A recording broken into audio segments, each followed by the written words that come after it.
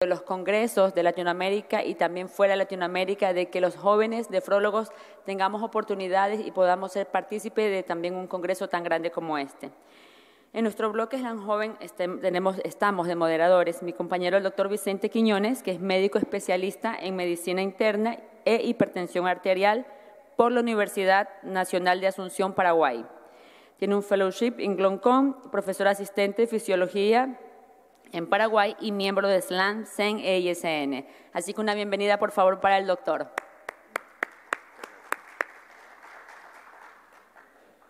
Muchas gracias, doctora Vanessa Villavicencio. La doctora es nefróloga, diplomada en diálisis peritoneal, diplomada en embarazo y riñón, tiene un curso de intervencionismo en México, past president de la Sociedad Ecuatoriana de Nefrología, staff nefrología del Hospital IES de Puerto Viejo, past president de Portomed, secretaria de la SLAM, Comité de Género CEN-SLAM, Comité de Intervencionismo de la CEN-SLAM, Comité de Enfermedad Renal Crónica de la CEN, socioactiva de la SLAM, de la CEN-ISN, ERA, y coordinadora de trabajo e investigación del Comité SLAM Joven. Bueno, a continuación empezamos con la doctora Sol Carriazo, nuestra colega que nos va a estar disertando. La doctora Sol es médica egresada de la Universidad de Cartagena, Colombia, especialista en nefrología por el Hospital Fundación Jiménez Díaz en Madrid, tiene un masterado en inteligencia artificial y Big Data en salud por la Universidad Autónoma de Barcelona. Es doctora en medicina y cirugía por la Universidad Autónoma de Madrid y actualmente fellow de enfermedades renales hereditarias en Toronto General Hospital Universidad de Toronto y postdoctoral research fellow de la PKD Foundation y colaboradora de la Gloncom. Bienvenida, doctora.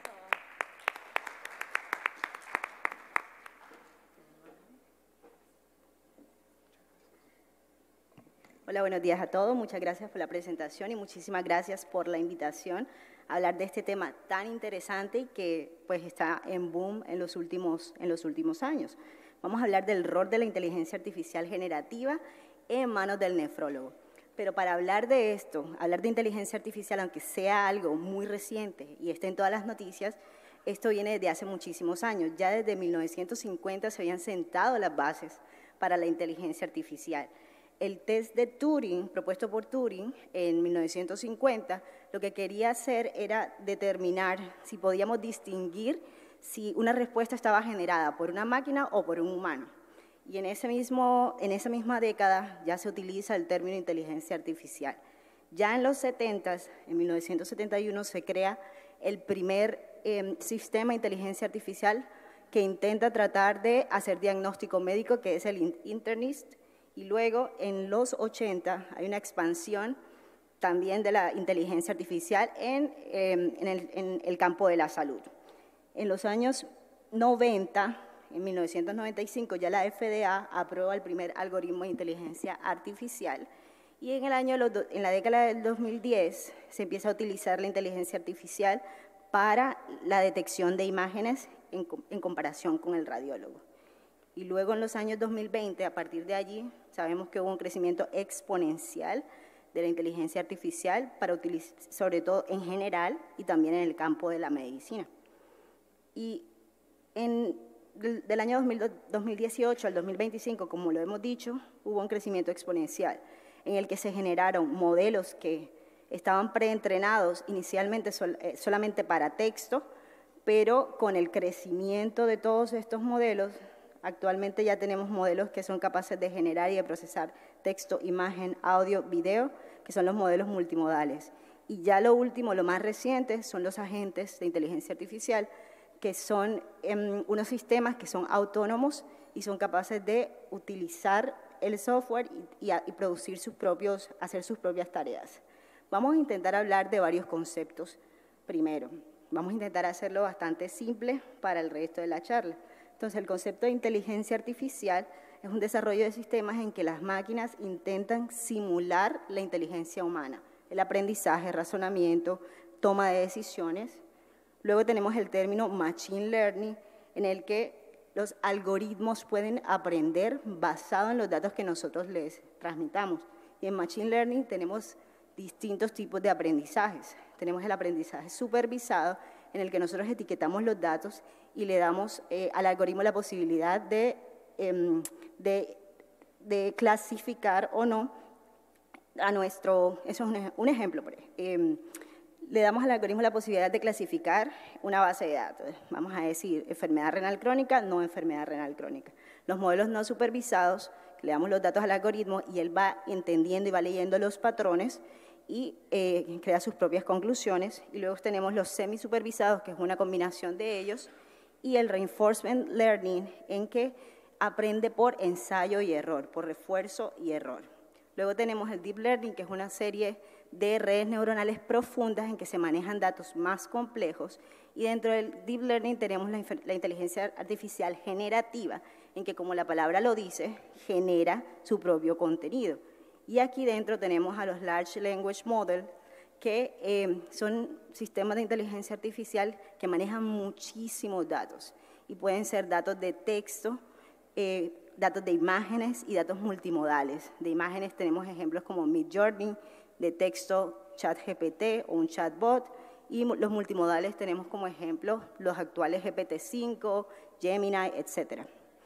Y luego tenemos el término Natural Language Processing, que es el idioma que nosotros hablamos con la máquina. Previamente se necesitaba código para hablar con la máquina y ahora la máquina es capaz de entendernos a nosotros. Entonces eso ha sido un avance bastante significativo. Entonces en nefrología se utiliza, y en general en medicina, previamente se utilizaba bastante la inteligencia artificial no generativa y actualmente con el boom en los últimos años se ha venido utilizando mucho más el lenguaje natural para poder comunicarnos con las máquinas y la inteligencia artificial generativa. En nefrología se han utilizado para fracaso renal agudo, modelos de detección de fracaso renal agudo, en imágenes como por ejemplo en la poliquistosis para diagnosticar o calcular el volumen renal total, en trasplante para mirar el riesgo y la supervivencia del injerto, etc. En muchos campos de la nefrología hemos utilizado o se han hecho estudios para utilizar la inteligencia artificial, sobre todo el machine learning. Y se han publicado un montón de estudios de esto. Si vemos en PubMed en los últimos años, obviamente ha venido creciendo, pero realmente no es esto de lo que quiero hablarles hoy. Yo les quiero hablar de mi experiencia personal. Viniendo de un background clínico, en la clínica, una de las principales preocupaciones era ¿qué puedo hacer yo para ayudar a mis pacientes? ¿Cómo puedo yo utilizar actualmente la tecnología para poder ayudar a mis pacientes que realmente lo necesitan? Entonces fue en ese momento, en el año 2020, que se me ocurre hacer un máster de inteligencia artificial y Big Data en salud. Me estaba volviendo loca con el código, SQL, Python, todos los códigos y la máquina, y yo viniendo de un background clínico, era súper complicado para mí. Luego, la pregunta era, ¿cómo aplico todo esto que estoy aprendiendo? Entonces, con la llegada de la inteligencia artificial generativa, yo creo que fue algo que tuvo la posibilidad de crear un puente entre el lenguaje natural, entre el humano y el médico, y la inteligencia artificial. Entonces, ahora, con la inteligencia artificial generativa, yo creo que muchas de nuestras ideas, cosas que tenemos claras, necesidades médicas que tenemos claras, podemos llevarlas a cabo precisamente por este crecimiento en la tecnología. Entonces, yo lo que quiero proponerles en el día de hoy es qué tal si dejamos de ver esto como algo abstracto y lo implementamos a nuestro favor. Y es que el nefrólogo no es solamente clínico, el nefrólogo también se desarrolla en el campo de la investigación, es educador, también tiene trabajos administrativos, nos gusten o no. Entonces, son distintos campos en los que la inteligencia artificial generativa podría ayudar. Entonces, en la práctica clínica, por ejemplo, nos podría ayudar como facilitador diagnóstico, como herramientas de dictado que se han venido utilizando bastante frecuentemente, o también como asistentes de actividades específicas. Entonces, les voy a poner un ejemplo aquí. Este es un GPT creado en ChatGPT para calcular o para decirnos cuál va a ser el ajuste renal de ciertos medicamentos acorde a la función renal. Entonces, la idea de este GPT, lo que hice fue, yo le entregué un documento en el que venían el ajuste de función renal y en este ejemplo le estamos preguntando cuál sería el ajuste renal de un paciente con un filtrado glomerular de 20 mililitros minuto que necesita utilizar meropenem. Entonces, él lo que hace es que nos da el resultado y una de las cosas que pone al fondo es de dónde sacó la información y la referencia. ¿Cuáles son los problemas? Que como es una inteligencia artificial que no está entrenada en medicina, alucina muchísimo. Entonces no podemos creerle a los modelos de inteligencia artificial generativa, no lo podemos creer ciegamente. Entonces, por ejemplo, cosas que nosotros deberíamos hacer como clínicos, siempre dudar y siempre buscar el resultado. Aquí yo le pregunto, dime en qué página del libro dice esto, y me dice, en esta página. Eso es uno de los ejemplos. En el otro ejemplo tenemos Notebook LM, que también se puede hacer lo mismo, tú puedes crear cuadernos y puedes subirles distintos PDFs o distintos temas y le puedes chatear con ellos. La diferencia es que te pone todas las referencias, tú le das clic a la referencia y te dice exactamente el párrafo donde está sacando la información. Entonces, esto es muy interesante para nosotros como clínicos. Este es un GPT creado por el doctor Alejandro García, en el que él vio la necesidad de que siempre recibía imágenes de laboratorio o PDF de laboratorio de pacientes, y lo que hace este GPT es tomar la información y ponerlo en texto de tal manera que tú puedes copiar y pegar. Importantísimo, no podemos subir información identificadora de los pacientes, porque toda esta información pertenece también a las empresas que estamos utilizando. En este caso, también quería presentarles Open Evidence, no sé si lo han utilizado alguna vez, es una plataforma creada por un médico en el que hace un análisis, tú chateas con él, le pones las preguntas clínicas que tenga, y lo que hace es que hace una búsqueda en PubMed y ahora tiene colaboración con New England Journal of Medicine y JAMA, y tú haces la pregunta clínica y él te da la respuesta acorde a tu pregunta. Aquí le estoy preguntando a un paciente de 32 años con poliquistosis en PKD1 que tiene una Mayo Clinic 1A, pero tiene un filtrado glomerular de 45. ¿Debo o no utilizar tolvaptan? Y la respuesta que me da es, con un criterio de 1A, no deberías utilizar tolvaptan porque el paciente no es de alto riesgo. Pero yo seguí pullándolo, a ver qué más me daba. Y realmente, al final, me dice que el paciente, él reitera que el paciente no es de alto riesgo. Entonces, aunque tenga un filtrado glomerular bajo, no debo iniciar el medicamento.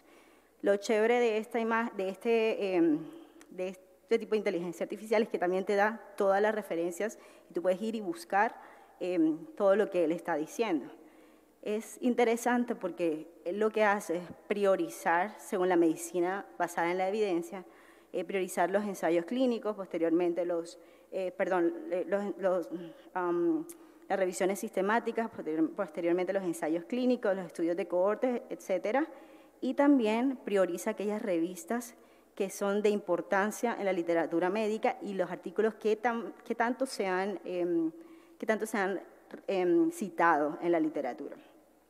Luego tenemos en el campo de la investigación en la escritura académica. Esta es otra parte de nosotros como nefrólogos. Nos sirve para ayuda o asistente en la escritura académica, hasta para análisis de datos, para descubrimiento también de drogas. Open Evidence lo podríamos utilizar también para esto. Otros modelos como ChatGPT, Gemini, también lo podríamos utilizar como para que nos dé una idea inicial sobre lo que queremos escribir o un resumen sobre lo que queremos escribir. Obviamente no podemos copiar y pegar ni seguir exactamente lo que nos dice, pero realmente es una ayuda que previamente no existía. Y también para la creación de imágenes. Para análisis de datos también se han venido utilizando, aunque debemos tener en cuenta que no siempre son tan precisos. Por ejemplo, en la creación de gráficos, de imágenes, siempre previamente había lío con el copyright, ahora ya sabemos que lo podemos crear con inteligencia artificial generativa. Está el doctor Jorge Rico, si yo le digo, créame una imagen del doctor Jorge Rico escuchando con el estetoscopio un nefrólogo, este es el resultado, este es un modelo creado por Gemini y publicado esta última semana, que tú puedes incluso modificar los rasgos de la persona que tienes, de la imagen que se ha creado. Y esta cumpliendo los sueños del doctor Haroldo Estrada de ayer, que quería convertirse en hombres de negro, esta también la hicimos con Gemini, O sea que también es posible y eran cosas que antes eran mucho más difíciles para nosotros como nefrólogos. También siguiendo un poco lo que comentaba el doctor Haroldo Estrada ayer sobre la educación a pacientes y utilizar medios digitales para educar pacientes, yo creo que esta es una buena estrategia. Este es un ejemplo de un storybook creado por Gemini, en que tú le pones, le subes un PDF o le das indicaciones de qué quieres que hable y él te crea una historia que es para niños. Entendiendo la enfermedad renal crónica. Valeria se sentía un poco desorientada. Había recibido algunos resultados de su chequeo médico y las palabras función renal y crónica la tenían pensativa. Sabía que algo no andaba del todo bien con sus riñones, pero la información era confusa. Decidida a entender, Valeria buscó la ayuda del doctor Mateo, un médico amable y muy sabio, conocido por explicar las cosas de manera sencilla. Entonces, esto es una herramienta que tenemos que, como les decía previamente, no la teníamos al alcance y todo esto lo podríamos utilizar a nuestro favor. Creación de gráficos, cuando estamos escribiendo artículos, a veces no tenemos ideas de cómo podemos utilizar o con qué gráfico podemos crear. En esta herramienta que se llama Napkin AI, tú escribes el párrafo y ella automáticamente te va dando diferentes opciones de qué gráficos podrías utilizar de acuerdo a el párrafo que tú escribiste. Veamos, este es un ejemplo de un gráfico. Allí en la línea te va poniendo como diferentes tipos de gráficos que tú podrías utilizar directamente el que te ofrece o podrías también modificarlo con otras herramientas, pero es un avance. En el campo de la educación, nosotros no dejamos de estudiar, no dejamos de aprender, como nos sirve como aprendizaje para nosotros mismos, en la educación médica con estudiantes, residentes y en la educación al paciente, como ya lo comentamos previamente.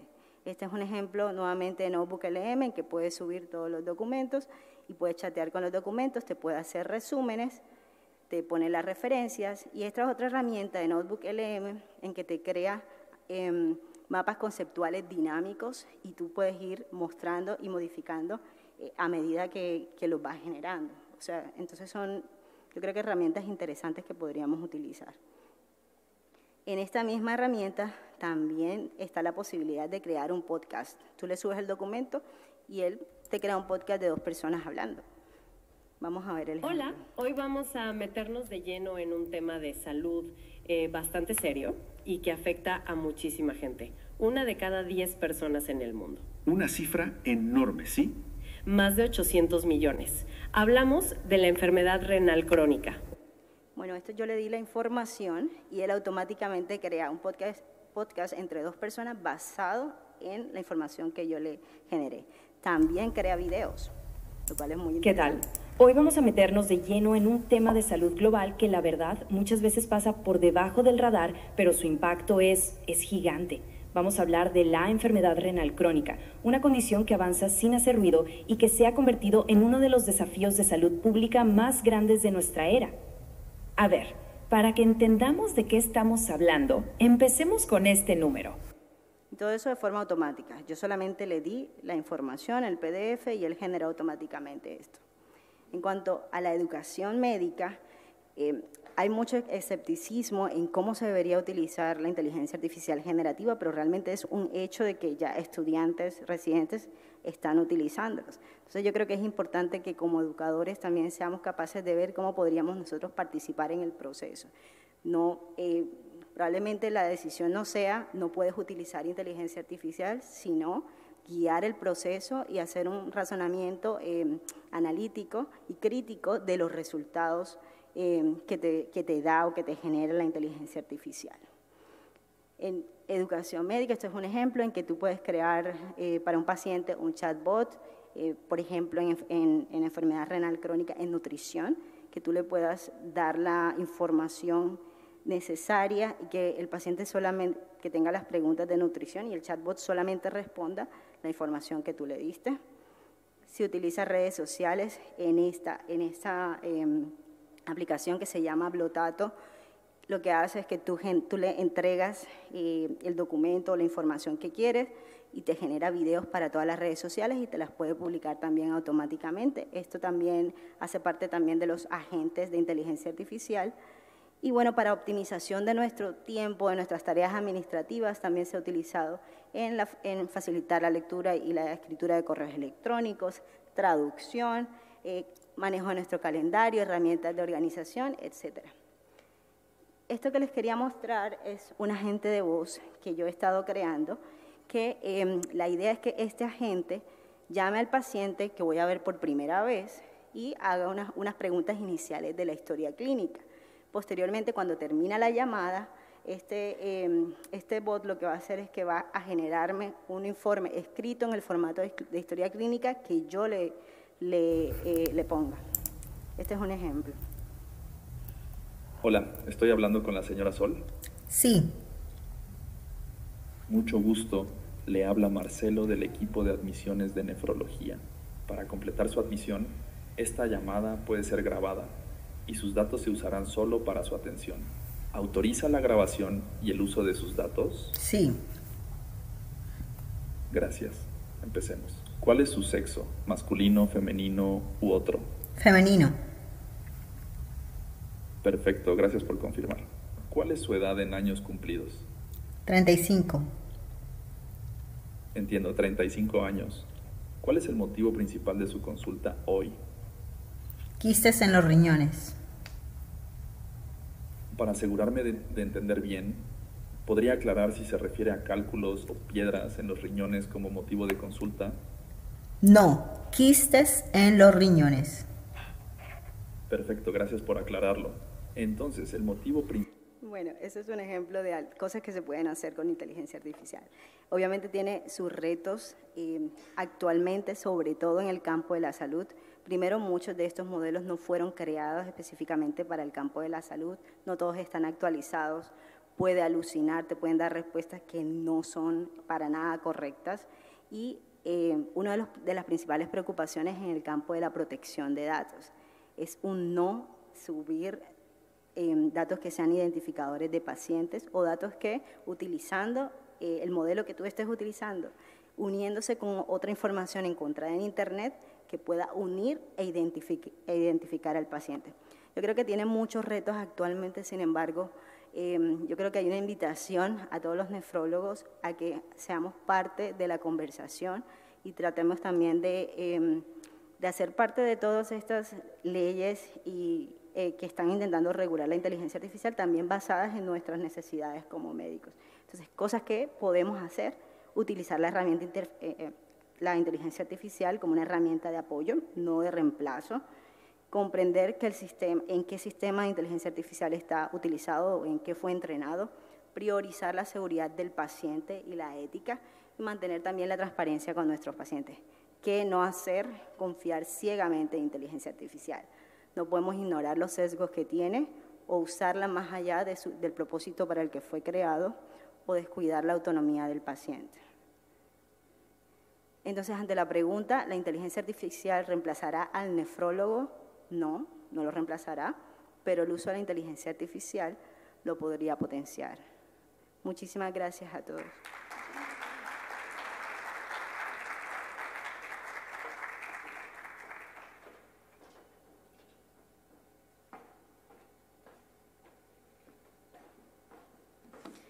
Bueno, muchísimas gracias, Sol. Creo que todos se quedaron como nosotros. Yo a Sol me la quiero llevar a mi casa, por favor, para que me realice todo.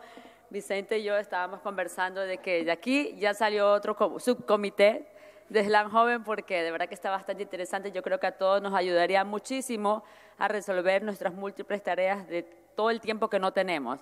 Así que las preguntas quedarán al final, vayan guardándolas porque está bastante interesante. Bueno, ahora vamos a tener a dos personas muy importantes para nosotros que queremos mucho, que trabajan arduamente. Voy a presentar primero a la doctora Osmari Alvarado Arauz. Ella es médico especialista en pediatría con una subespecialidad en nefrología pediátrica por la Universidad Nacional Autónoma de Nicaragua.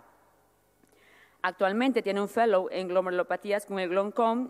También es miembro de SLAM, ALANEPE y SN, miembro del equipo de redes sociales ALANEPE también y miembro del equipo de SLAM Joven. Así que bienvenida, por favor, para que nos acompañe.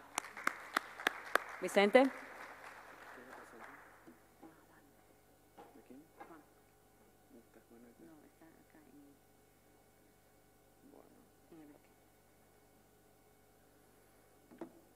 Muchas gracias, doctora.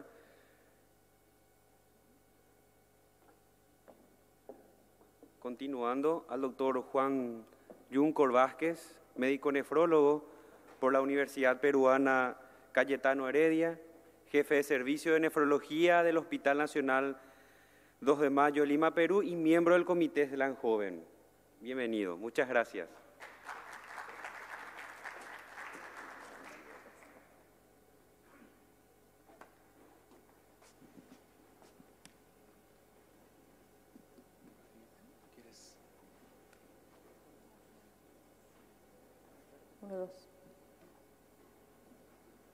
Bueno, muy buenos días. Es un honor para nosotros poder estar aquí en este Congreso de Nefrología 2025 SLAN.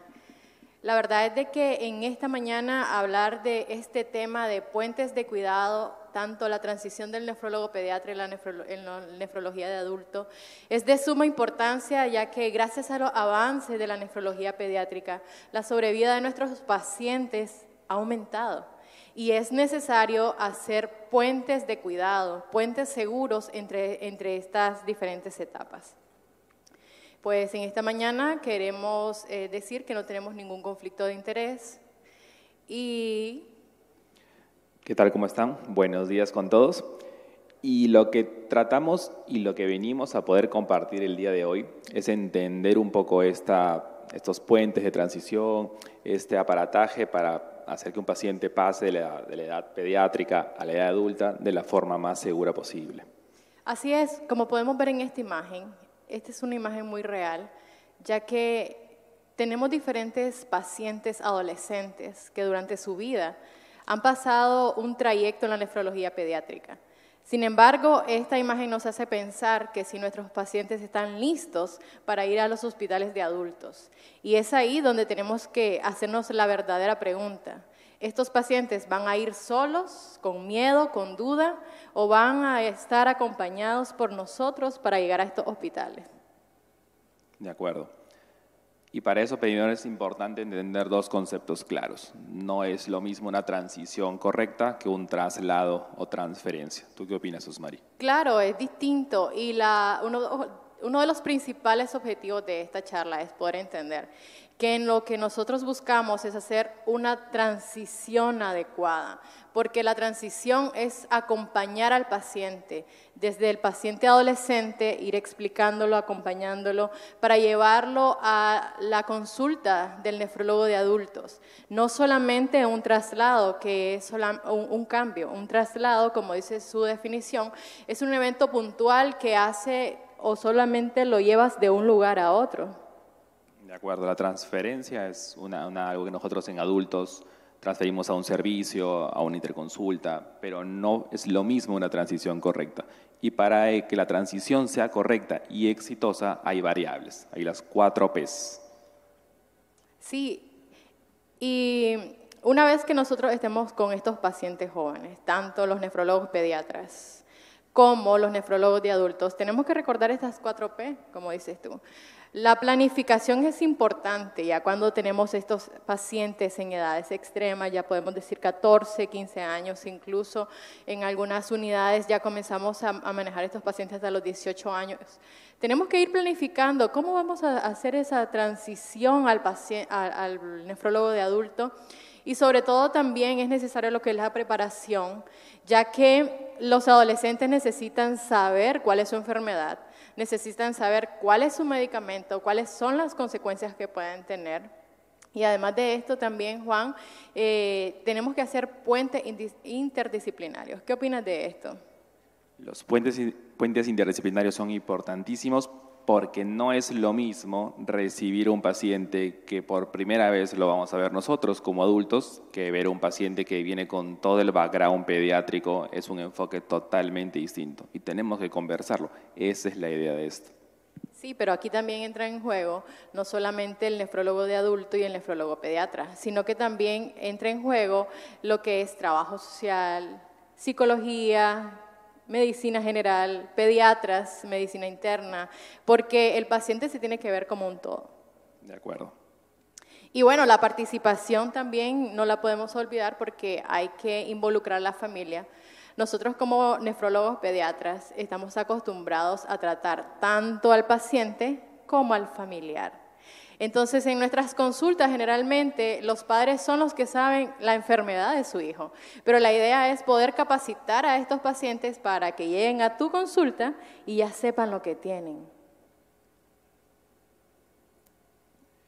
Y sobre los modelos de transición, que es entender cómo vamos a transferir o trasladar, digamos, a este paciente, pues hay distintos modelos. Nosotros en adultos estamos muy enfocados en un modelo centrado en la enfermedad, en la cual el paciente ingresa y lo vemos como un paciente con una enfermedad, pero no es lo mismo en un paciente que viene desde el ámbito pediátrico, donde tenemos otros modelos que probablemente podrían ser mejores. Claro, y la idea es de que esta mañana nosotros vayamos pensando o nos llevemos esa idea de cómo trabajar en nuestras unidades. Existen diferentes modelos de transición. En algunas unidades se realiza lo que es el modelo centrado en la enfermedad y se hace la transición una vez que el paciente va avanzando en edad. Pero también existen otros modelos colaborativos en donde entra en juego el papel fundamental del nefrólogo pediatra y hace el traspaso al nefrólogo de adulto. En otras unidades existen los modelos con el mismo profesional. O sea, yo como nefróloga pediatra, no existe un nefrólogo de adulto, entonces tengo la obligación de seguir viéndolo aún como adulto, que no es lo ideal, pero se tiene que hacer este traspaso. Igualmente, hay unidades en donde no existen nefrólogos pediatras y el nefrólogo de adultos es el encargado de dar este seguimiento. Entonces, no existen excusas para que no podamos hacer en nuestras unidades esta transición y explicar la diferencia entre las etapas pediátricas a las de adultos. Y en cuanto a preparación temprana, que es de qué forma vamos a poder enfocar esto, la consulta de transición es clave e importante, porque no es una consulta regular, no es una consulta de un paciente pediátrico y tampoco es una consulta de un paciente adulto. Es una consulta que debería incluir ambas especialidades, debería incluir un nefrólogo pediatra, un nefrólogo de adultos, la familia participativa para lograr mejores adherencias y mejores evoluciones en esa transición exitosa. Sí, y además de esto tenemos que asegurar un espacio seguro. Generalmente la etapa de adolescencia es una etapa difícil. Los adolescentes no se sienten seguros, hay muchos cambios y van con miedo, temor. Imagínate, o sea, tenemos que ser un poco empáticos, que un adolescente llegue a la consulta de un adulto.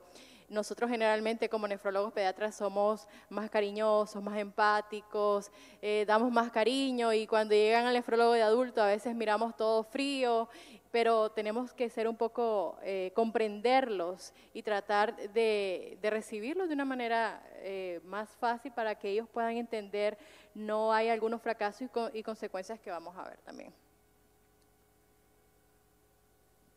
Y entonces cuando hablamos de esta transición de nefrología pediátrica a adultos, pues no solo incluye nosotros como nefrólogos, sino incluye la evaluación psicológica, la parte social, la parte familiar, enfermería.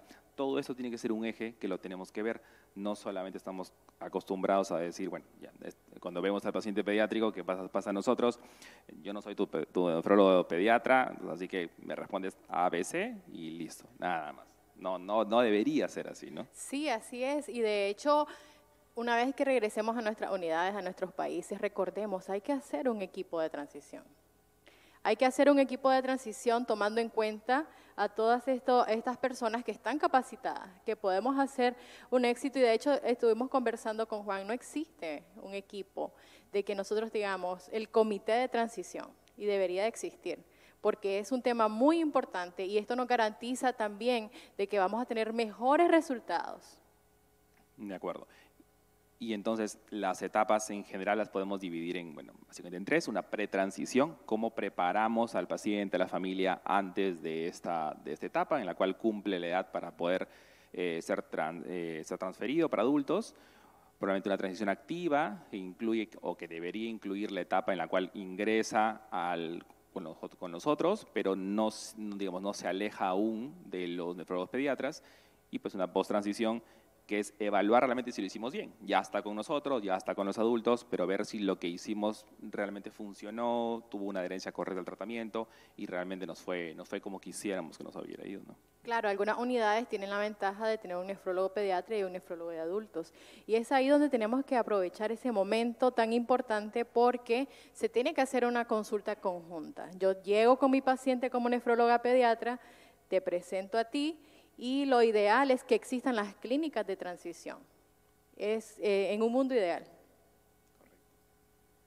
Y obviamente pues tiene beneficios, son clarísimos los beneficios, hay un mejor desenlace clínico, hay una mejor mortalidad, hay una adherencia más correcta al tratamiento, ¿no? Claro, y sobre todo los pacientes están más comprometidos en su salud. También la transición disminuye el riesgo de complicaciones médicas. Estamos hablando de todas las enfermedades renales, no solamente los pacientes con enfermedad renal crónica. También tenemos algunos pacientes que ya están en terapias de sustitución renal, pacientes post-trasplante, incluso pacientes con algunas enfermedades genéticas, pacientes con tubulopatías, etcétera, que se les debe de dar el seguimiento. Y también uno de los beneficios es de que estos pacientes se mantienen informados y sobre todo capacitan también a otros pacientes y así vamos pasando la noticia, la idea. Correcto. Y no sé si tenemos evidencia nuestra, pero evidencia, digamos, extranjera sí la hay, porque, por ejemplo, hay un estudio seguimiento retrospectivo que fue hecho en Japón, en los cuales tuvimos un grupo de pacientes transferidos y pacientes no transferidos. Y lo interesante de esta información es que del grupo de pacientes que fueron transferidos, la edad en la cual se hizo la transferencia fue alrededor de los 20 hasta los 40 años. Y el grupo de pacientes que no habían sido transferidos y que se mantenían con el nefrólogo pediatra, habían pacientes por encima de los 30 años e incluso por encima de los 40 años que seguían siendo vistos por nefrólogo pediatras. O sea, algo increíble, ¿no? Sí, y eso me recuerda a nuestra realidad. Muchas veces nosotros como nefrólogos pediatras no queremos soltar al paciente y decimos, nadie va a tratar mejor a mi paciente porque yo lo vengo conociendo desde que nació. Entonces, es ahí donde tenemos que cambiar nuestra mentalidad, hacer un paradigma distinto y enfocarnos más en lo que es la transición. De acuerdo. Y así como hay estudios en Japón, hay estudios también en Estados Unidos, en los cuales se entrevistó a básicamente nefrólogos pediatras y a centros que tenían nefrología pediátrica. Y que se encontró que solamente el 55% de ellos tuvo colaboración con el equipo de adultos. O sea, solamente el 55% de nefrólogos pediatras nos dijeron que conversaron con un nefrólogo de adultos para transferir a un paciente. Y que solamente el 25% de los nefrólogos de adultos tuvieron una intervención un año antes del traslado. O sea, algo en un país, digamos, vamos a decirlo así, de primer mundo, ¿no? ¿Cómo será nuestra realidad ahora, no? Sí, y esto también es reflexivo porque hoy que estamos aquí, pensemos, ¿realmente estamos haciendo una transición adecuada? ¿Estamos recibiendo a los pacientes adolescentes de manera adecuada también en nuestra consulta? De acuerdo. Y entonces, obviamente, la coordinación entre servicios es importantísima. Existe alta discordancia entre programas pediátricos y adultos. No conversamos, no existen protocolos, probablemente no conozco uno, por ejemplo, en mi país, probablemente tampoco en el tuyo. Y en general no tenemos clínicas de transición, no tenemos protocolos bien establecidos y eso al final es en desmedro del paciente. Claro, y esa es la importancia de hablar de este tema, porque si no existiesen, hay que realizarlos. Y nosotros tenemos que trabajar con esto. Es una nueva idea que tiene que surgir y trabajar mejor. Y esto también nos fomenta tener una buena relación. Nosotros no estamos divorciados con nefrología de adultos. Entonces tenemos que trabajar de la mano para tener mejores resultados. ¿Qué es la idea? Hay un estudio que es el que se presentó a continuación, en el cual hubo protocolos de transición solamente en el 42% de programas pediátricos y solamente en 20% del programa de adultos. Y la concordancia entre programas fue solamente el 49%, o sea, solo el 50% de programas establecidos pues en Estados Unidos, con protocolos, digamos, para pediatras o para adultos, solamente el 50% concordaban entre ellos o conversaban entre ellos. Y eso es algo pues que si les pasa a ellos con mucha más logística, en nuestra realidad latinoamericana es mucho más complejo todavía. Claro, y uno de los objetivos es que en el próximo congreso pudiéramos hacer algo así, ¿verdad? Y poder mostrar nuestras estadísticas. De acuerdo. Y para las personas que dicen pues que tanto funciona esto, pues de hecho que funciona. Este es un estudio de evaluación luego de la implementación de un protocolo en un hospital en Chicago, en los cuales se entrevistó a los pacientes que fueron incluidos en este protocolo para ver cómo respondían y cómo funcionaban después. Y lo que se encontró, si le puedes dar el siguiente, el 82% de estos pacientes estuvieron seguros de ser transferidos. ¿Esto qué quiere decir? Que luego de ser incluidos en el programa, se les preguntó qué tan bien se sentían o se sentían seguros de pasar a un nefrólogo de adultos, pues el 82% estuvo de acuerdo. Solamente el 59% dicen que fueron consultados de un inicio si querían como que hacer el traslado, pero luego de este protocolo pues funcionó muy bien. Y si uno, le hace la siguiente, por favor, el 88% identificaron que estaba, digamos, realizado de forma correcta. Y el 94%, algo que me parece un número grandísimo, estuvieron cómodos con el nuevo, digamos, con sus nuevos nefrólogos de adultos, pero sí encontraron un porcentaje alto, un cambio al tratamiento. ¿Qué sucede? No tratamos igual o no lo enfocamos igual que un nefrólogo pediatra, y eso es algo importantísimo para que también el paciente lo pueda asimilar. Claro, tenemos que estar listos, preparados, recordando de que hay muchos de nuestros pacientes pediátricos que tienen temor a ir al nefrólogo de adultos. Entonces ellos dicen, ¿y cómo voy a ir ahí? Me da miedo. Ya no voy a ir con mi papá, ya no voy a ir con mi mamá. Entonces es necesario pues hacer esto y una valoración. Existen diferentes roles, tanto de pediatría y del nefrólogo de adultos, que tenemos que tomar en cuenta. Recordar que como nefrólogos pediatras tenemos el rol de iniciar a preparar a estos pacientes desde la edad de 12 a 14 años en nuestras unidades. Educarlos con autocuidados y también y que tengan una buena adherencia. Evaluar cómo están estos pacientes tanto para estar listos de si se pueden ir a tu consulta y transferirlos de manera oportuna. De acuerdo, y nuestra parte, pues el rol va a ser clave, en el cual tengamos que involucrarnos un poco más en esa transferencia, en esa transición exitosa, no solamente recibir al paciente y no solamente querer verlo como si fuera un paciente que recién vemos, integrar un equipo multidisciplinario, entender y comprender que hay enfermedades que ven más ustedes que lo que vemos nosotros. Entonces, eso es parte importante de ser flexibles también, ¿no? Y bueno, recordarte que cuando no hacemos las cosas bien, también hay consecuencias, y dentro de esas consecuencias es una mala adherencia también al tratamiento. Podemos encontrar otras consecuencias como un impacto psicosocial. El paciente puede estar ansioso, se siente abandonado, incluso hay abandono escolar, laboral, aislamiento. También podemos encontrar otras consecuencias. De acuerdo, o sea, hay un impacto psicosocial clave. Y lo que yo siempre digo, pues hay una analogía del handoff, que es en el cual si el pediatra nos va a pasar el paciente y nosotros nos pasa la pelota, nos pasa el paciente y no lo recibimos de forma correcta, el que se perjudica y el que queda desprotegido es básicamente el paciente y su familia, ¿no? Y bueno, recordar de que tenemos que construyamos juntos puentes de cuidado en cada país en Latinoamérica. Gracias.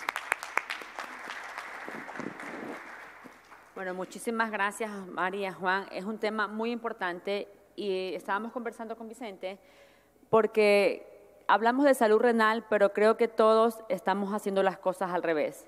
Todos estamos priorizando en tratar, pero nos hemos olvidado que todo empieza ahí, desde la niñez, de estos niños que quizás pasan por pediatría y no por nefrología, y pediatría quizás no hace el tamizaje correcto para que pase a nefrología pediátrica y luego haga la transición a nefrología de adulto. Hay muchísimos pacientes que les pasa, Vicente, no sé en tu país, que me llegan adultos y dicen tienen 20 años, hipertensos, daño renal y no saben la causa. ¿Por qué? Y quizás al preguntarle fueron bajo peso, quizás fueron prematuros, tuvieron alguna condición que pudo haberlo cambiado, pero empieza desde pediatría, desde que nació el bebé, no ni siquiera nefrología pediatra, porque no pasan, no son derivados oportunamente. Y como bien ustedes decían, empezar en todos los congresos desde aquí, desde el inicio, desde donde nace el problema o la enfermedad para que pueda ir en progresión y evitar que lleguen a estas complicaciones. Vicente, ahora les damos muchas gracias, que nos esperen las preguntas, van a quedar al final en honor al tiempo. Vicente va a nos va a invitar al siguiente ponente con la siguiente plática para poder continuar con este panel. Muchas gracias, doctora Vanessa. Vamos a continuación acá con el colega, doctor Omar Sánchez. El doctor Omar es médico nefrólogo en México por la Universidad de Guadalajara, nefrólogo intervencionista por la ISM, por el Instituto Nacional de Cardiología Ignacio Chávez, es miembro de Nefrología Intervencionista México y miembro de GELAN Joven. Él nos va a marcar las pautas sobre algún punto sobre el futuro de la nefrología intervencionista en manos de los jóvenes. Muchas gracias, Omar.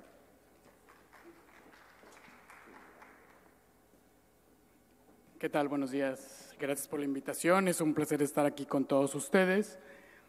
Y bueno, voy a hablar de innovación en manos jóvenes desde el punto de vista de nefrointervención.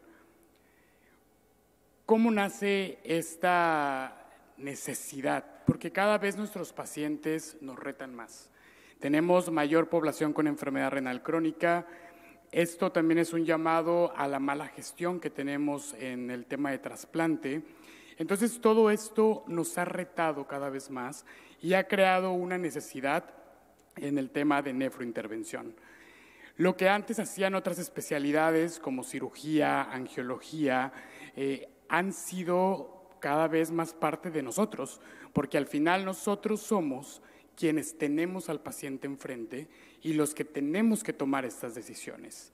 Y esta evolución definitivamente ha sido acompañada, además, con la inteligencia artificial, nuevas ideas, nuevas técnicas y una visión distinta hacia el futuro. Entonces, ¿qué pasa con la nefrointervención? La nefrointervención hoy en día ya es una realidad.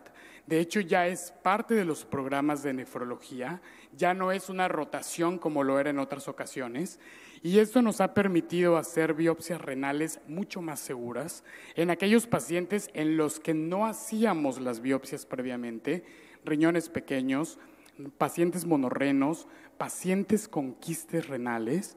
Nos permite colocar catéteres vasculares cada vez de forma más segura, tener accesos tempranos, fístulas, catéteres de diálisis peritoneal y algo súper importante es el ultrasonido. Hoy en día el ultrasonido ya no es un lujo, definitivamente es nuestro estetoscopio, es parte de nuestra toma de decisiones día a día y eso definitivamente ha cambiado y ha revolucionado, como vemos, la nefrointervención. De hecho, hoy en día necesitamos redefinir el concepto de una biopsia renal compleja. El día de ayer se dio una plática respecto de esto, no voy a ahondar demasiado, simplemente hablamos de que la biopsia renal compleja tiene una nueva definición y es en aquellos pacientes que tienen quistes múltiples, riñones pequeños, menos de 8 centímetros, riñones solitarios o monorrenos y riñones en herradura que hoy en día se pueden biopsiar si tenemos una adecuada tecnología. Sabemos los tipos de acceso vascular, esto no voy a ahondar, sabemos una fístula, un injerto, un catéter tunelizado, un catéter no tunelizado, pero hoy en día tenemos accesos vasculares atípicos, no convencionales, translumbares, transhepáticos, popítleos, axilares, transrenales e inclusive otros dispositivos que nos han llevado a la necesidad de colocar a estos pacientes.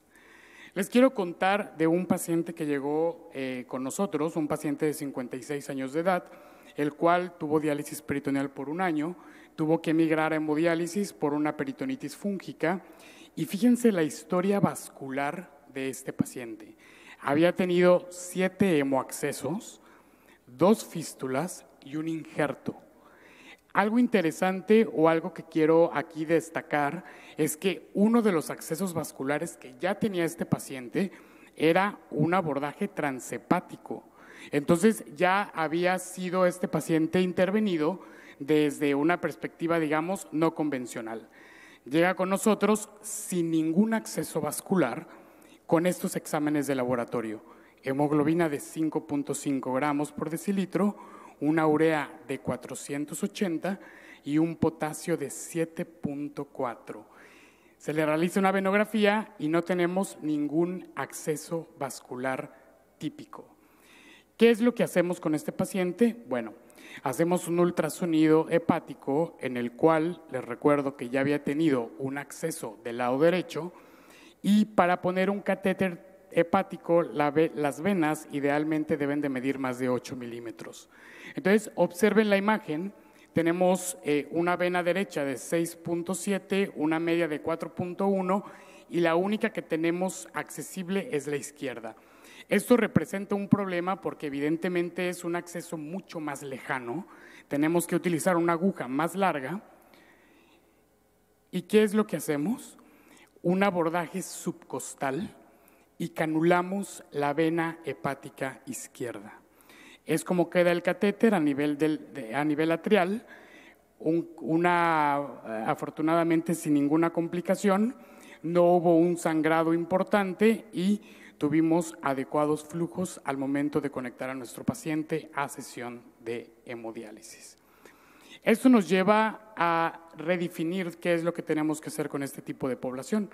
Vuelvo a lo mismo, no hago un llamado a que esto lo hagamos de primera intención, pero es la necesidad que a veces nuestros pacientes nos orillan a tener. Este es un artículo que escribimos y ese es el algoritmo que nosotros proponemos. Siempre se propondrá diálisis peritoneal, un trasplante urgente en caso que se pueda realizar, pero en caso de que no tengamos esa posibilidad y ningún acceso típico, bueno, el acceso transhepático definitivamente puede ser una opción siempre y cuando el paciente tenga una función hepática normal y tenga una vena al menos de 8 milímetros. El ultrasonido me gusta definirlo como el tercer ojo. Esto definitivamente nos ayuda mucho en la nefrología diagnóstica e intervencionista porque nos ayuda a tomar decisiones de manera importante al lado de la cama del paciente. Podemos evaluar volumen, podemos evaluar congestión venosa, cómo está la condición de un vaso previamente a colocar un catéter y cómo está nuestra fístula en este momento. Entonces, definitivamente el ultrasonido es un tercer ojo para nosotros. Voy a hablar un poco de inteligencia artificial. La doctora Sol ya nos habló de la inteligencia artificial generativa, pero esto enfocado en cómo nosotros desde la perspectiva de nefrointervención la podemos utilizar. Definitivamente nos ayuda a entrenarnos, nos da una retroalimentación, nos ayuda a hacer diagnósticos de manera temprana y oportuna y hacer una planeación y guía transprocedimiento. Quiero platicarles de 3 artículos muy interesantes. Vean este dispositivo, es un robot en el cual se coloca una sonda de ultrasonido y este robot nos ayuda a discriminar entre una vena y una arteria. Vean la imagen como nosotros al momento de movernos con esta sonda ultrasonográfica y este robot nos dice en qué momento nosotros podemos hacer un disparo para canular de manera exitosa esta vena. Este estudio se hizo en modelos porcinos y lo que ellos hicieron fue dividir en 2 grandes grupos. Aquellos pacientes que estaban normotensos y aquellos pacientes que estaban hipotensos. Y lo interesante aquí es que el área bajo la curva fue arriba de 0.95 entre la discriminación entre arteria y vena femoral. Esto, evidentemente, estamos hablando de, además, sitios en los que no tienen un buen programa de nefrointervención o que no tienen pues una adecuada práctica en ese sentido. Nos ayuda bastante a tener cada vez intervenciones más seguras. Este otro programa, bastante interesante, es un ultrasonido tomográfico robótico. Fíjense lo que nos ayuda. El paciente coloca su brazo en este ultrasonido tomográfico y nos hace un escaneo sin radiación de cómo está la vasculatura con este paciente. Entonces nos ayuda a entender cómo están las venas, cómo están las arterias y cómo está el diámetro de cada una de ellas para poder tener una fístula arteriovenosa adecuada y cuál es el mejor sitio para poderla realizar. Una vez que nosotros realizamos la fístula arteriovenosa o que el vascular hace la fístula arteriovenosa, nosotros podemos tener un asistente en la maduración de las fístulas. Esto por medio de un programa de semáforos. Entonces, vean qué interesante. A las primeras 2 semanas nos dice el semáforo que solamente tenemos un criterio de maduración. Los 2 últimos que hablan de flujo y del engrosamiento de la vena están en rojo. El único verde que nosotros tenemos es la distancia entre piel y vaso. A las 4 semanas vean cómo ya el flujo va mejorando y cómo ya estamos en un color amarillo. Y lo interesante de esto es que a las 6 semanas nos hace un diagnóstico temprano de estenosis. Por lo tanto, se puede hacer una intervención en ese momento previo a canular la fístula y posterior a ello vean cómo en la última imagen, después de haber obviamente reparado esa estenosis, tenemos una vena completamente lista para poder canular una fístula arteriovenosa cumpliendo los criterios de maduración, distancia, piel, vaso, flujo sanguíneo arriba de 600 mililitros y obviamente un grosor de esa vena por lo menos de 6 milímetros. Y además nos ayuda a hacer una monitorización postpunción. O sea, aquellos pacientes que tengamos algún síndrome de robo, que maduren de manera inadecuada, que tengan aneurismas, nos ayuda a hacer este mapping de cómo está nuestra fístula en ese momento. Y el último artículo de inteligencia artificial que les quiero mostrar es un artículo que está creado para urólogos. Este dispositivo lo que hace es crear en tercera dimensión cómo está la pelvis renal y el riñón, y lo que ellos hacen es que crean una tomografía, hacen una reconstrucción en tercera dimensión, y esto tal cual lo toman y lo ponen en el paciente cuando hacen las biopsias de manera percutáneas.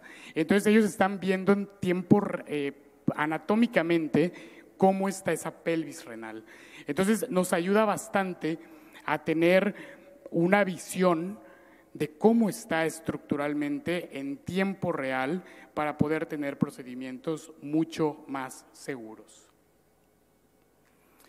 Definitivamente esto en algún momento tendríamos que migrarlo para biopsia renal, para aquellos puntos o aquella redefinición que les decía de las nuevas técnicas y aquellos pacientes que actualmente en muchos centros se excluyen, pero para poder tener menos riesgos de complicaciones. Definitivamente el futuro es una colaboración internacional. La innovación no va a suceder solos. Tenemos nosotros que generar estas pláticas, hacer una colaboración internacional, sobre todo en Latinoamérica, que nos parecemos mucho en los países, en los recursos, y definitivamente esas oportunidades que se nos dan en SLAM Joven, estos talleres hands-on que hacemos y aquellos centros donde hacemos el train the trainer, nos han ayudado bastante a unificar estos criterios. El futuro definitivamente también está en las manos jóvenes. Tenemos que innovar con responsabilidad, garantizar que este acceso sea para toda Latinoamérica, transformar la práctica con creatividad y de la mano de tecnología, y sobre todo inspirar a la siguiente generación. Muchas gracias.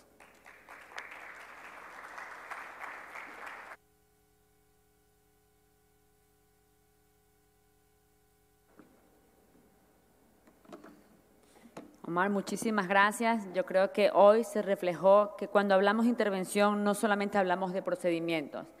El médico nefrólogo siempre fue tratado hace muchos años atrás como el médico que dializaba o quizás un médico clínico, pero que creo cada vez más estamos ganando espacio en algo que es nuestro paciente en su totalidad, y estamos avanzando en medicina de precisión. Podemos diagnosticar tempranamente, podemos tratar in situ y también en complicaciones después del tratamiento, incluso en diálisis.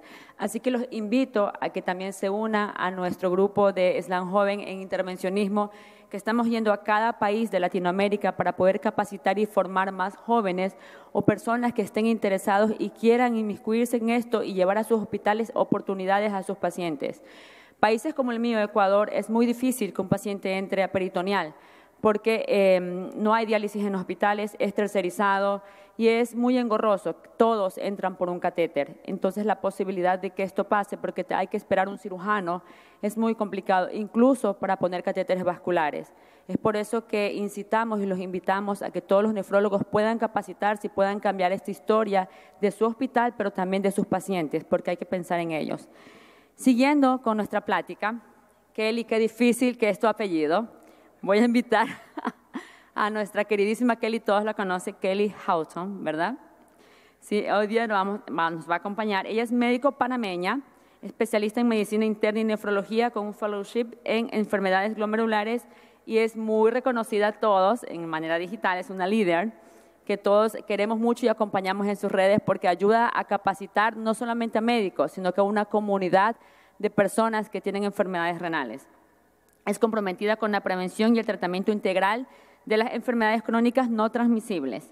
Combina la excelencia clínica con la divulgación científica para profesionales de la salud y para la comunidad. Promueve hábitos de vida saludable y respaldados por evidencia. Kelly, te invitamos por favor a que nos acompañes aquí. Ella nos va a hablar hoy día de innovación en manos de jóvenes, el futuro de la nefrología intervencionista. Este tema, perdón, tengo el tema cambiado. Perdonen, discúlpenme, no veo ni de cerca ni de lejos. Creadores de comunidad, redes sociales como herramientas de educación y colaboración en nefrología. Un aplauso, por favor, para Kelly. No pasa nada, no pasa nada. Gracias. Buenos días. Bueno, ya me presentaron, mi nombre es Kelly Houghton, soy nefróloga, pero también me considero una mente creativa y apasionada por las redes sociales, y yo sé que tal vez hace unos años estos no eran temas que se abordaban en los congresos médicos, pero al final de esta presentación vamos a ver cuál es la actualidad y en qué punto cada uno de nosotros como especialistas en nefrología deberíamos estar y el rol tan importante que tenemos en la sociedad. Esta imagen, a ver si levantamos la mano, ¿cuántos de aquí acuden a su consulta a los pacientes diciendo que tienen espuma en la orina y que es algo común por lo que van a la consulta? A ver si me levantan la mano. Es casi como 80%, ¿verdad? Entonces, créanme que ese paciente que está llegando a la consulta por espuma en la orina, antes de que fuera con ustedes, ya eso lo buscó en Internet. Ya él buscó en Google o fue a una red social o algún influencer de salud a buscar esa información. Entonces, si esa persona está buscando información en redes sociales de algo que nosotros comúnmente vemos en la consulta, ¿por qué no somos nosotros los que estamos ofreciendo esa información en redes? Mi objetivo hoy, en esta presentación, es que al final yo pueda demostrar el impacto que nosotros como nefrólogos tenemos en redes sociales. No tengo ningún conflicto de interés. Y estos son temas comunes relacionados a nefrología en búsquedas realizadas por pacientes. Espuma en la orina, enfermedad renal crónica, cómo limpiar los riñones, diálisis, qué comer a la enfermedad renal. Creo que me pusieron la que no estaba corregida, pero bueno. Y ellos están recibiendo respuestas de personas no idóneas, mientras nosotros, o bueno, muchos de nosotros estamos en silencio. ¿Y por qué hablar en redes sociales para nosotros, especialistas en nefrología, es importante? Ya que el 70% de las personas que buscan información médica lo hacen en Internet antes de que acudan a la consulta y además los temas de nefrología en redes abundan los mitos y desinformación. Por ejemplo, temas frecuentes, ¿cómo puedo bajar la creatinina, espuma en la orina, toxinas en los riñones, cómo puedo limpiar los riñones? Esto genera millones de visualizaciones en cuentas usualmente no médicas. Entonces, ¿quién está ocupando ese lugar que nosotros deberíamos estar ocupando en este momento divulgando esta información? No somos los nefrólogos. Créanme que son personas usualmente ni siquiera médicos. Y este es un tema que ya cada vez se habla más. Las redes sociales, incluso hay publicaciones. Esta del 2023, donde se hacía énfasis en la importancia que deberíamos tener nosotros como médicos en redes sociales. Y voy a citar este párrafo específico del artículo que decía: la llegada de las redes sociales ha cambiado numerosos aspectos de la vida moderna, permitiendo a los usuarios desarrollar y mantener relaciones personales y profesionales y seguir compartiendo noticias de última hora.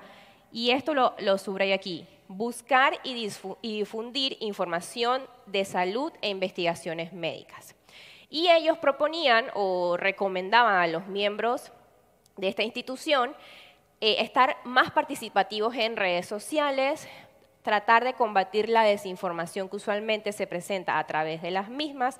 Y como pueden ver, el 72%, esto era en el 2021, que fue casi después de la pandemia, y creo que esto tuvo que ver mucho con que las personas empezaran a buscar más información en redes. El 72%, estamos hablando del 2021, hace 4 años, estoy segura que este porcentaje actualmente es mucho mayor, las personas están buscando información en redes. A ver, esto también hablaba en el artículo, y es que muchas personas buscan o reciben información que suelen ser mitos en redes sociales. No sé si aquí alguno ha recibido en la consulta pacientes que le dicen que le recetaron un enema de café para limpiar o bajar la uremia, porque eso yo lo he escuchado en la consulta, y esto es específicamente en gastroenterología, pero esto está ocurriendo. Y hay pacientes que han llegado con complicaciones como colitis severas a consecuencia que están siguiendo estas recomendaciones de personas que no son idóneas en el campo médico. Estos son ejemplos reales de YouTube, personas que buscan información como cómo desintoxicar los riñones con jugos, cómo bajar la urea con jugos, con plantas, etc. Y ese es un ejemplo y son pocas visualizaciones, pero hay otros videos que tienen millones de vistas, y esta información no está siendo dada usualmente por personas capacitadas en el tema. Entonces pasa que los pacientes empiezan a realizar o a tomar decisiones en base a esta información, y vienen después las complicaciones que nos toca a nosotros resolverlas en la consulta, cuando ese papel deberíamos estar jugándolos nosotros. Entonces, ¿por qué guardar silencio ante la desinformación cuando nosotros tenemos en nuestras manos el poder para combatirla, pero muchos deciden guardar silencio? Y un ejemplo claro es, a mí me está llegando mucho por mensaje directo, el típico video de los oxalatos, que ahora yo no puedo, doctora, ¿será que yo puedo beber el jugo verde? Dicen que son malos para los riñones. Y era tan constante esta información que yo decidí hacer un video hablando qué son los oxalatos. ¿Son malos o no son malos? ¿En qué pacientes tenemos que tal vez restringirlos? ¿En quién no? Pero si yo guardaba silencio ante una información que yo sabía que estaba siendo muy repetitiva, entonces no estaba haciendo mi rol o no estaba combatiendo la misma. Y la solución para esto es tener presencia en redes de forma profesional, ya que nos permite, uno, combatir mitos. Otra cosa que nos permite es prevenir y detectar de forma temprana la enfermedad renal, que cada vez aumentan los casos a nivel mundial. Generar confianza en la comunidad y ampliar nuestro impacto.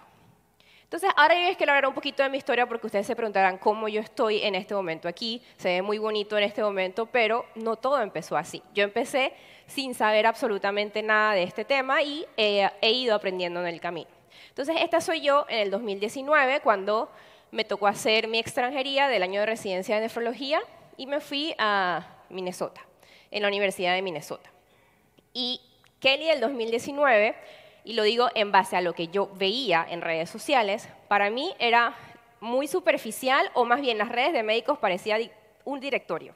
Era como que tú entrabas y veías una foto del doctor, atiendo aquí y allá, y ya, no compartían realmente información de valor. Y yo en ese entonces dije, eso no es para mí, yo de verdad esto yo no lo voy a abrir. Y cae la pandemia. Yo estaba viviendo en Estados Unidos, cae la pandemia, y ahí creo que para todos esto ha sido un punto, o fue un punto de inflexión en el que evaluamos muchas cosas de nuestra vida, y entonces vinieron muchas preguntas, porque yo siempre tenía esa vocecita dentro mío. En medicina, lamentablemente, o no digo lamentablemente, pero al ser una carrera tan metódica, yo a veces me sentía un poquito atrapada, porque la creatividad era, ahí yo no puedo utilizar para nada la creatividad. ¿Para qué la utilizamos en medicina? Para nada, solo estudiamos libros, aprendemos, memorizamos y basta. Pero yo sentía dentro de mí algo que quería explorar, más no podía hacerlo, haciendo lo que ya había aprendido. Y también tenía dudas como, ¿cómo yo puedo impactar la vida de personas? ¿Cómo puedo dar a conocer qué es nefrología? Porque cuando yo decía que estoy estudiando nefrología, la gente me miraba súper raro porque no tenía idea qué era. ¿Y cómo puedo llegar a pacientes, a tener pacientes en la consulta? Porque tenemos que ser honestos, esto es también nuestro trabajo. Y yo tuve la idea loca de abrir mi consultorio sola por primera vez. No tenía a nadie, ni un padrino que me dijera, ven conmigo al consultorio. Y yo decía, ¿cómo yo voy a tener pacientes si absolutamente nadie me conoce cuando yo regrese a Panamá? Entonces, queriendo hacer un poco las cosas distintas, empecé a trabajar en esto. Y aquí les traigo una fotito de algo que yo escribí en el 2020. No tenía idea cómo yo iba a hacer eso que yo estaba escribiendo ahí. Y ahora adelante vamos a ver cuál es la situación actual. Pero yo puse, este fue uno de los primeros posts que hice. Dije, además de poder enseñarles cómo es mi vida de médico, porque yo decía, las personas ven al médico como este ser tan inalcanzable, pero yo soy un ser humano, pero muchas veces como no comunicamos eso, la gente sigue viéndonos de otra forma. Entonces yo quería dar a conocer eso y también mi principal objetivo era poder enseñarles conceptos básicos de nefrología, pero también incentivarlos a realizar cambios positivos en su estilo de vida a fin de prevenir enfermedades crónicas. Y esto lo digo porque es algo que a mí me apasionaba. Creo mucho en la prevención de enfermedades, es algo que practico y era algo que yo quería poder transmitir a la comunidad. Y bueno, 5 años después de mucha dedicación, muchos errores en el camino, mucho aprendizaje, esta es la situación actual. Tengo presencia casi en todas las redes sociales, como pueden ver acá estoy en Instagram, en TikTok, tengo una página web, un newsletter que trato de mandar semanalmente correos a los que están suscritos en TikTok y también en YouTube. Y más que esos números, yo puedo decir que hoy en día todas las puertas que a mí se me han abierto han sido gracias a redes sociales, a tener una presencia en redes sociales, a ir creando poco a poco una marca personal. Y como pueden ver acá, esto ha sido amplio, desde ser speaker para temas meramente médicos, pero también temas que era lo otro que a mí me apasionaba, que era la parte creativa y de redes sociales. Entonces, esto yo no lo sabía en el 2020 que era y iba a ser posible, pero en el camino y luego de mucho aprendizaje, pues he podido estar aquí.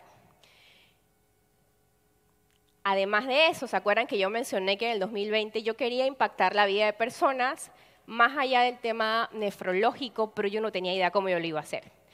Y lo he podido hacer en los últimos 2 años, digamos, a través de productos digitales que han tenido alto impacto.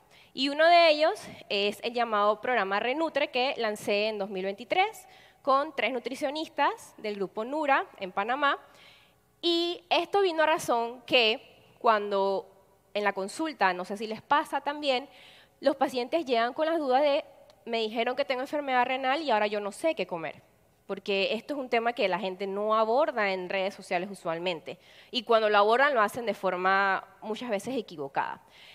Y haciendo un research, sí había este tipo de productos a nivel de Estados Unidos en idioma inglés, pero en Latinoamérica no existía todavía un programa que educara al paciente en cuanto al tema de alimentación. Y es así como nació este primer programa, que ya estamos pronto a reestructurarlo para lanzar la segunda edición. Y en ese entonces tuvimos casi cercano a 40 personas inscritas. Era un programa de 3 semanas.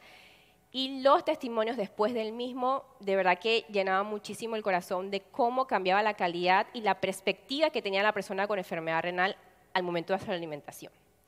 Luego de eso, este año, hace unos escasos días, acabamos de terminar el No Sugar Challenge, que aquí sí estamos o abrimos el compás para personas que no tienen tal vez enfermedad renal crónica, pero que tienen otras enfermedades que son las que actualmente están afectando a mucha población a nivel mundial.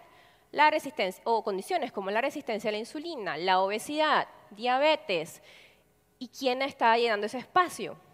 Están viendo información de personas que están haciendo tal vez dietas extremas, restrictivas, llevándolos a una mala relación con la alimentación. Entonces decidimos hacer esto y pudimos impactar a más de 250 personas. Era un reto corto pero de alto impacto.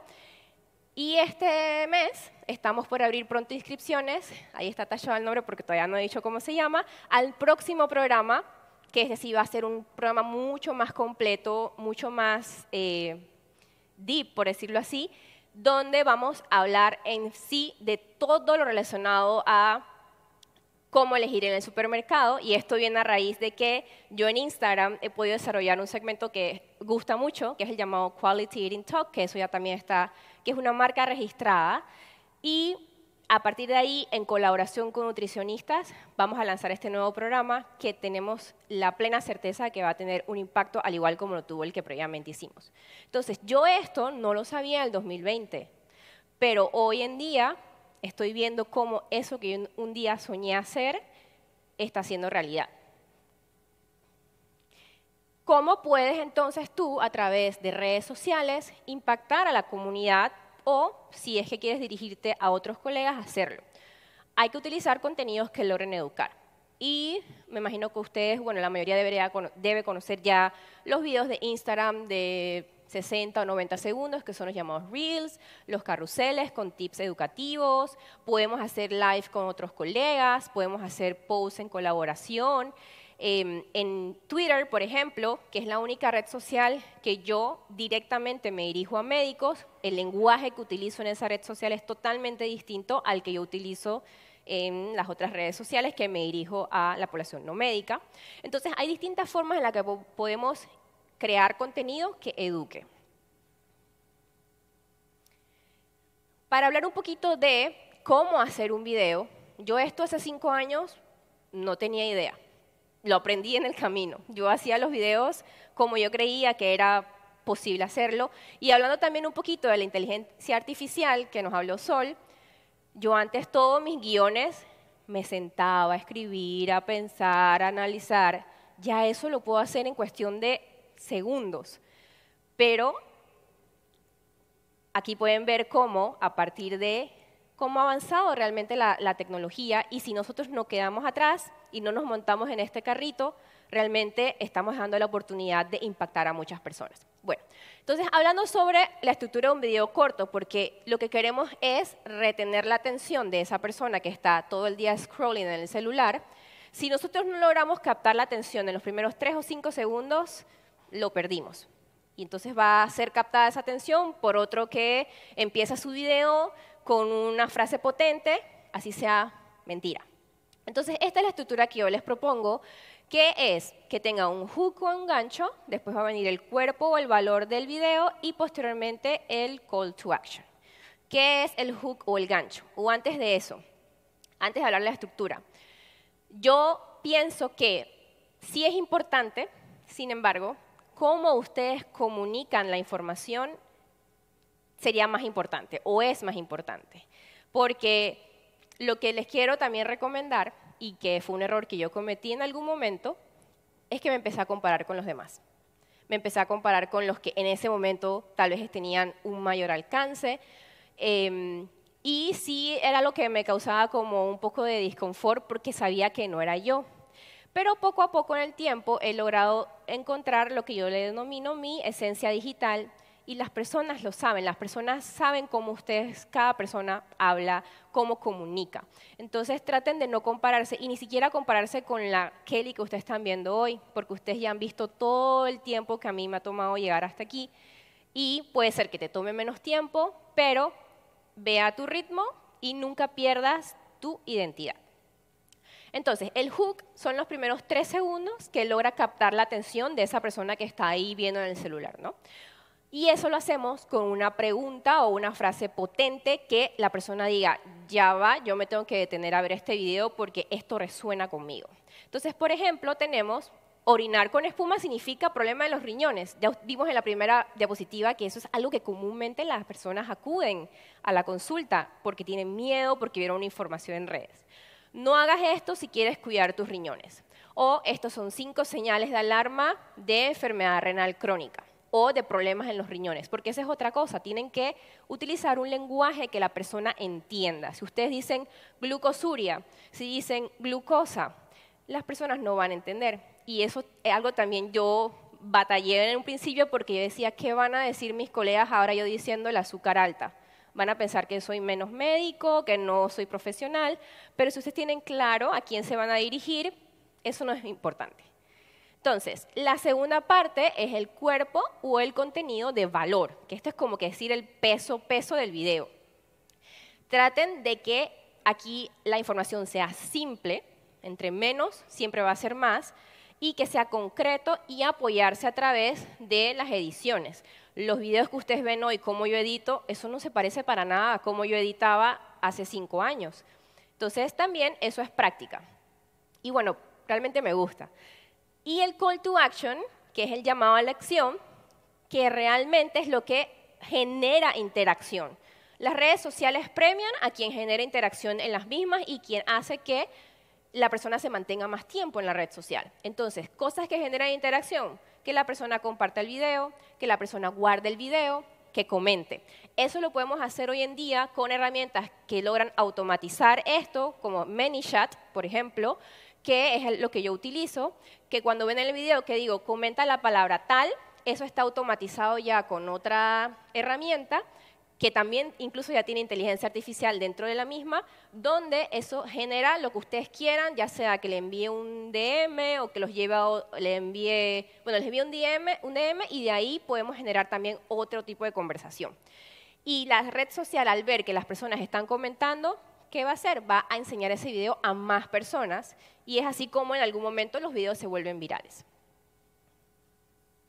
Entonces, ahora veamos el ejemplo de una estructura de lo que acabamos lo que le acabo de enseñar, del hook, del cuerpo y del call to action. Este tema que aborda aquí es en cuanto a la fruta llamada carambola o fruta china, como se conoce en mi país, que muchas personas saben o no saben que con enfermedad renal crónica no deberían consumirla. Entonces, fue el mensaje que traté de comunicar.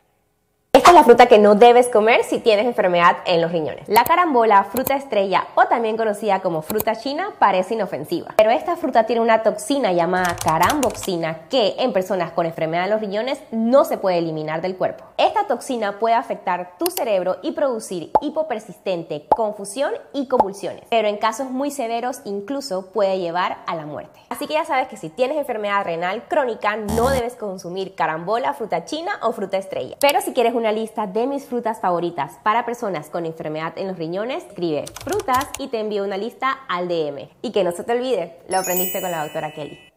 Entonces ahí pueden ver cómo tenía un hook, el cuerpo, la automatización con la palabra al final y lo último no es necesario, pero es algo que yo estoy haciendo tratando de construir una marca personal, cosa que la persona recuerde esa frase que yo digo al final, lo aprendiste con la doctora Kelly. Todo es tratando que, bueno, la red social determine, bueno, este video las personas les está gustando porque están comentando. Y cuando la persona comentaba ahí, ellos me llegaba un DM y yo les compartía entonces un PDF con las frutas que yo estaba hablando. Y también generaba mucho que se compartiera el video. Otra forma de colaborar también con colegas es haciendo ya sea repost de otra información que ustedes vean o haciendo énfasis sobre nuevas publicaciones que lo podemos hacer de 2 formas. Ustedes pueden hablar dirigiéndose a los médicos con términos muy específicos, pero aquí como pueden ver, yo hablé de la nueva clasificación de la enfermedad renal crónica asociada a la obesidad, pero con términos bien sencillos, cosa que la población pudiera conocer de estas nuevas guías o de esta nueva información, pero de un lenguaje bastante accesible. Y también en la otra hablaba sobre los 5 factores que había recomendado esta guía de la ERA para evaluar los pacientes, para evaluar cómo estaba el tema de la función renal, así tuviéramos enfermedad renal crónica o no. Entonces, esta es una buena forma en la que podemos también colaborar con otros colegas nefrólogos.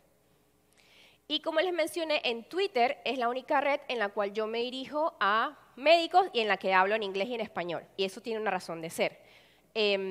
sabemos que, por ejemplo, hay congresos muy importantes que son en habla inglés y ahí podemos conectar con otros colegas. Entonces yo también, y a partir que hice el fellowship en Gloncon, que pude conectar también con colegas de habla inglés, que hablan inglés, quería como tener una forma en la que pudiese conectar tanto con personas de Latinoamérica y también que no hablaran español. Entonces, aquí yo comparto información meramente médica, muy específica, y lo hago en ambos idiomas. Entonces, aquí pueden hacer, por ejemplo, los hilos, que es como la primera imagen que pueden ver, que ahí, eso fue cuando yo estaba en el fellowship. Hablo bastante de enfermedades glomerulares porque es algo que me gusta mucho, pero ustedes deciden si su red social la van a dirigir a médicos o no. Eso cada quien lo determina. Sé que después de todo lo que yo he dicho, puede haber mucha frustración y estas son barreras comunes que pueden existir. Que diga, es que no tengo tiempo. Eso es bien común que lo digamos. Miedo a que me critiquen, como lo han hecho conmigo algunos colegas. Es que tú eres la doctora de TikTok, la doctora influencer, etc. Pero cuando ustedes entienden, o cuando yo entendí cuál era mi propósito de estar en redes sociales, eso es ruido que yo simplemente apagué y dejé de escuchar. Sensación de yo no sé cómo empezar o falta de habilidades tecnológicas. A nadie aquí le enseñaron estos temas, pero se pueden aprender y tenemos muchísimas herramientas que nos podemos apoyar para hacerlo. Entonces, ¿cómo pueden superar estas barreras? 1, empezar simple, no tiene que ser algo muy elaborado. 2, usar herramientas, por ejemplo, para editar los videos, yo lo hago en CapCut, y en Canva lo uso para hacer los posts. Planear un calendario sería como que lo ideal. Si ustedes son del tipo de personas que les gusta organizarse, esta es una recomendación, pero siempre traten de ir a su ritmo. No el que les diga que es que tienes que postear todos los días, cuando sabemos que tal vez eso no es realista. No, lo que quiero no es que caigan en la frustración, sino que sea lo que naturalmente ustedes deseen o les nazca hacer. Entonces, siempre a su ritmo. Y como les mencioné, no se comparen con los demás. Tratan de ir encontrando poco a poco su esencia digital y su propia voz. Las redes sociales no van a sustituir la consulta, así como vimos anteriormente que la inteligencia artificial no es que va a sustituir al nefrólogo, pero esto lo fortalece. Además, genera también confianza con las personas que los ven o que acudan posteriormente a su consulta. ¿Y qué es lo no recomendable hacer en redes sociales? Hablar sin sustento científico. Siempre que ustedes publiquen alguna información, traten de basarse en evidencia que hayan revisado, generalizar tratamientos, no caer en que el paciente o la persona que los está viendo piense que su Instagram es una consulta médica. Hay que ser un poquito cuidadoso con eso. No mostrar datos personales de pacientes. Y tampoco ser irrespetuoso o burlarse de otro profesional, por más que ustedes estén en desacuerdo con otros profesionales que estén en redes sociales o incluso también con seguidores. ¿Y cómo empezar hoy mismo? Escoge primero una red en la cual te sientas cómodo, no tienen que ser todas. Elige 3 temas frecuentes y estos temas, créanme, que nacen de la consulta. En la consulta salen los temas que ustedes pueden abordar en redes sociales. Crea al menos, como mínimo, una pieza de educación por semana y vas evaluando. No todos los videos van a ser virales y eso también quiero algo que se lleven. Si ustedes empiezan a publicar como que es que me quiero hacer viral, es que quiero que me den muchos likes, que me vean y caen en el tema de hacerlo por vanidad o por ego, no va a resultar mucho. Ustedes háganlo realmente porque quieren tener un impacto en la sociedad o en la comunidad médica y a partir de ahí créanme que todo va a darse. ¿Y por qué deberías estar en redes sociales? Yo creo que he dado bastante sustento, pero los pacientes están buscando información. Eso es algo que está pasando. Tus colegas también están buscando qué leer o conectar con otros colegas, ya sea de nefrología o otra especialidad. Y la medicina está evolucionando. Y el rol del nefrólogo hoy en día, moderno, es estar en redes sociales. Y quien diga lo contrario, podemos debatirlo, pero esto es algo que es el presente. Y hoy te invito, si tienes una red social, ya sea en pausa o todavía no te has decidido abrirla, a que lo hagas. No tiene que ser perfecto, no va a ser perfecto, pero es importante comunicar y romper con esa desinformación que está actualmente atacando a la población en temas de enfermedad renal. Muchas gracias.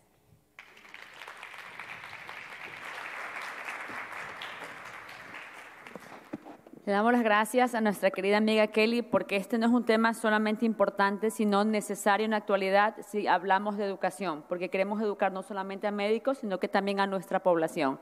Sé que estamos con el tiempo, pero hay que terminarlo, así que invito, por favor, a todos nuestros panelistas del día de hoy a que se pongan aquí al frente en un momento. Si hay alguna pregunta, vamos a aceptar 1 o 2 preguntas en honor al tiempo, porque ya tenemos nuestra siguiente charla. Así que si hay alguna pregunta en el público, para que nos hagan saber. El doctor Escalona, por favor, tomen asiento.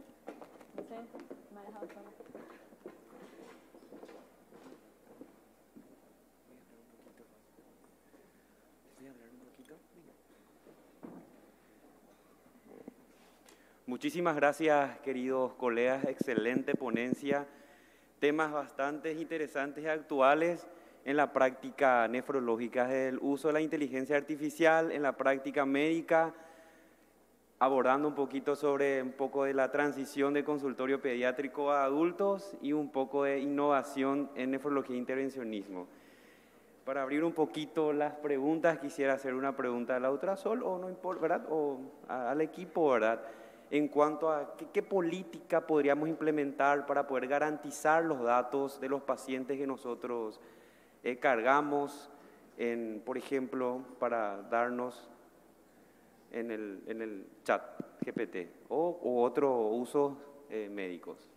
Bueno, yo creo que esa pregunta es bastante importante porque actualmente esto es una historia que se está construyendo. Se están creando leyes para poder proteger los datos de los pacientes y de las cosas que nosotros no podemos hacer, y ya eso es algo que está definido, es no utilizar los datos, los nombres, datos identificativos de los pacientes, no introducirlos en ningún tipo de inteligencia artificial generativa. Si tú vas a hablar o vas a preguntar por un caso en específico, puedes cambiar la edad, puedes cambiar ciertos datos que no te permitan o que no le permitan a la inteligencia artificial identificar de quién estás hablando. Pero esto es algo que se está construyendo actualmente, es un tema del que se están creando leyes. Yo creo que también es importante para nosotros como médicos que podamos hacer parte también de estas discusiones. Excelente, doctora Sol. Doctor Escalona. Gracias. Buenos días para todos. Realmente agradezco a Leslana haber traído este simposio porque yo nací en la era analógica y realmente soy muy apasionado de la tecnología, pero a veces veo con cierta tristeza que se toman las redes sociales como para hacer cosas que no se deben hacer. Por ejemplo, médicos saltando, haciendo de payasitos, y esas cosas yo creo que, y a eso la pregunta hoy, ¿cuál serían 3 aspectos éticos que debemos cuidarnos, ¿okay? Para no pasar la barrera?